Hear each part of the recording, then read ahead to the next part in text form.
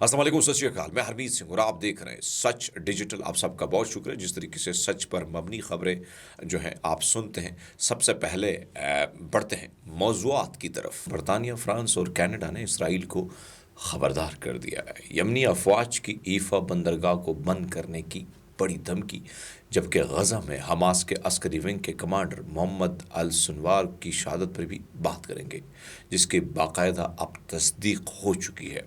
लेकिन सबसे पहले बात करते हैं बरतानिया, फ्रांस और कनाडा ने एक मुश्तरका बयान में कहा है कि हम गज़ा में इसराइल की फ़ौजी कार्रवाइयों की तोसी की सख्त मुखालफत करते हैं। हम मगरबी किनारे में बस्तियों को वसत देने की किसी भी कोशिश की मुखालफत करते हैं। इसराइल ने ये कोशिश जो है तर्क ना की तो उसके ख़िलाफ़ पाबंदियों समेत किसी भी मज़ीद कार्रवाई जो है वो करने में हिचकिचाहट हम महसूस नहीं करेंगे। हुकूमत बरतानिया की वेबसाइट पर गज़ा और मगरबी किनारे की सूरत हाल पर बरतानिया, फ्रांस और कनाडा के रहनुमाओं का मुश्तरका बयान जारी किया गया, जिसमें कहा गया है कि हम गज़ा में इसराइल की फ़ौजी कार्रवाइयों की तोसी की सख्त मुखालफत करते हैं। गज़ा में इंसानी मसाइब की सतह नाकाबिल बर्दाश्त है। बयान में मज़ीद कहा गया कि कल ये ऐलान किया गया कि इसराइल गज़ा में खुराक की बुनियादी मकदार की इजाज़त देगा। बिल्कुल नाकाफ़ी है।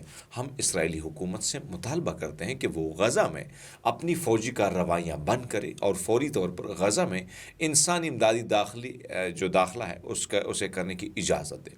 इसमें इंसानी उसूलों के मुताबिक इमदाद की फ़राहमी को यकीनी बनाने के लिए अक़वाम मुत्तहिदा के साथ मशगूल होना शामिल होना चाहिए। हम हमास से मुतालबा करते हैं कि वो 7 अक्टूबर 2023 से यरगमाल बनाए गए बाकी मानदा अफराद को फौरी तौर पर रिहा करें।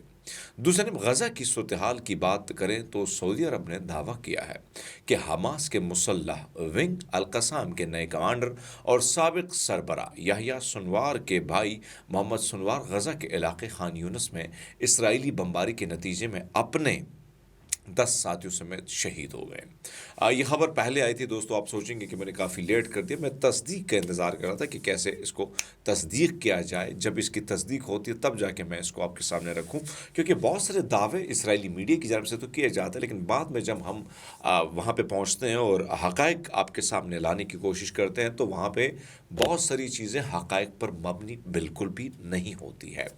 तो इसलिए मैंने ये ख़बर थोड़ी सी लेट रखी। मैं पहले भी आपके सामने रख रहा था, लेकिन अब जबकि इसकी तस्दीक मज़ाहमत ने कर दी है, हमास ने कर दी है, तो उसके बाद मैं आपके सामने रखने का। आपको याद है याह्या सिनवार जिस तरीके से लड़ रहे थे, जिस तरीके से उसने फ़ाइट की थी, वो भी आपको याद होगा, और बग़ैर किसी खौफ के आखिरी दम तक वो लड़ रहे थे। तो आप अंदाज़ा लगा सकते हैं कि उसके भाई भी फिर वही कुछ कर सकते हैं जो उसने ख़ुद की।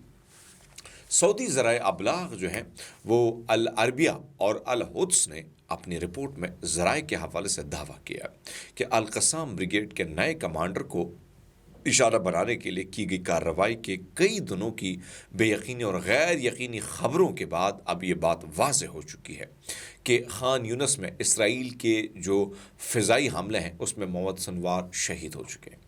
अल अरबिया और अल हुद्स को हासिल मालूमात के मुताबिक मोहम्मद सिनवार की लाश जनूबी गज़ा के शहर खान यूनिस में एक सुरंग से मिली है, जहां उनके 10 साथियों की लाशें भी बरामद हुई हैं। ज़राए के मुताबिक मोहम्मद सिनवार गुज़श्ता दिनों खान यूनिस के मशरक़ में यूरोपी ये जो अस्पताल है उसके करीब इसराइल के शदीद फ़िज़ाई हमले में जो है वो निशाना बने थे। इसी हमले में अगर बात की जाए रिफा के ब्रिगेड कमांडर मोहम्मद शबाना ने भी जाम में शहादत नोश किया था। तो यमन की मुसल्लह अफवाज YAF ने पीर के रोज़ मकबूजा फ़लस्तीन में वाक़ हीफ़ा बंदरगाह पर बहरी नाकाबंदी नाफिज करने का ऐलान किया है और इसको इसराइली कंट्रोल में मौजूद स्ट्रेटेजिक बंदरगाह को एक नया अहदाफ जो है करार दिया है। यह इक़दाम गज़ा के ख़िलाफ़ जारी इसराइली जारियत और मुआसरे के ज़रिए भूख के हथियार के जवाब में उठाया गया है। यमनी अफवाज के तर्जुमान ब्रिगेडियर जनरल याह्या सरी ने अपने बाज़ाब्ता बयान में तमाम समुद्री कंपनियों को सख्ती से ख़बरदार किया है कि वो अपने बहरी जहाज़ों के हीफ़ा बंदरगाह पर لنگر انداز ہونے یا وہاں کی جانب جو ہے روا دوا ہونے کی سنجیدگی سے جو ہے اس کو لیں، کیونکہ یہ بندرگاہ اب براہ راست حملوں کا ہدف بن چکی ہے۔ آپ کو پتہ ہے کہ جس طریقے سے یمن اس ساری صورتحال میں ان کے جو حملے ہیں وہ جاری ہیں، جبکہ یمنی افواج نے اسرائیل سے اس سے قبل آپ کو یاد ہوگا الرش بندرگاہ جسے ایلات بھی کہا جاتا ہے پر کامیابی سے ناکہ بندی نافذ کی، جس کے نتیجے میں بندرگاہ مکمل طور پر بند ہو گئی اور اس کی سرگرمیاں ختم ہو گئی ہیں۔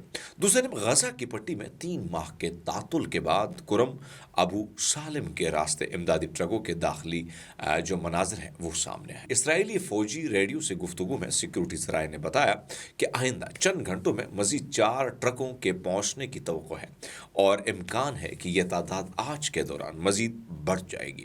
اقوام متحدہ نے 20 لاکھ سے زیادہ فلسطینیوں کی آبادی والے اس علاقے میں خوراک کی 9 ٹرکوں جو ہے ان کے داخلے کی اجازت دی، سمندر میں ایک خطرہ قرار دی۔ اس سے آپ اندازہ لگا سکتے ہیں، کیونکہ آپ کو پتہ ہے کہ کئی دنوں سے کسی نے کچھ کھایا نہیں ہے، دوائیاں نہیں ہیں، کپڑے نہیں ہیں، بڑے برے حالات ہیں۔ اسرائیل نے جس طریقے سے وہاں پر پہرا دیا ہے اور جس سختی سے، تو وہاں پہ تمام تر امدادی کارروائیاں روک لی گئی تھی۔ اب ان کو ظاہری بات ہے کہ سمندر میں ایک خطرہ سے قرار دینے کا مقصد یہ ہے کہ لوگ جو ہیں بری طرح بھوک سے لڑ رہے تھے۔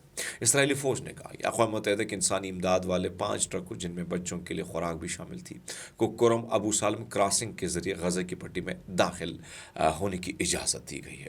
اقوام متحدہ کے سیکرٹری جنرل کے انسانی امور کے نائب سیکرٹری ٹام فلیٹچر نے کہا کہ اسرائیل نے کرم ابو سالم کراسنگ کے ذریعے 9 امدادی ٹرکوں کو غزہ میں داخل ہونے کی اجازت دی ہے، جو 11 ہفتوں میں سے مکمل جو محاصرہ ہے اس کے بعد یہ پہلا موقع ہے۔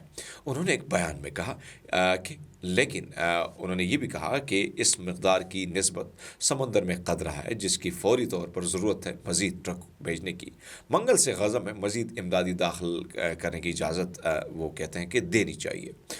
دوستوں، ہماری کوشش ہوتی ہے کہ وہ چیزیں جو آپ کے سامنے نہیں رکھی جاتی، اس وقت سچویشن آپ کے سامنے ہے کہ مڈل ایسٹ میں خاص کر غزہ کو نیگلیکٹ کیا گیا ہے، بھولا دیا گیا ہے، لیکن ہم نہیں بھولیں۔ آپ کو پتہ ہے کہ 7 اکتوبر سے اب تک میں مسلسل یہ ویلاگ کر رہا ہوں۔ بہرحال ہم آپ سے اجازت لیتے ہیں، اپنا بہت سارا خیال رکھیے گا، بہت شکریہ۔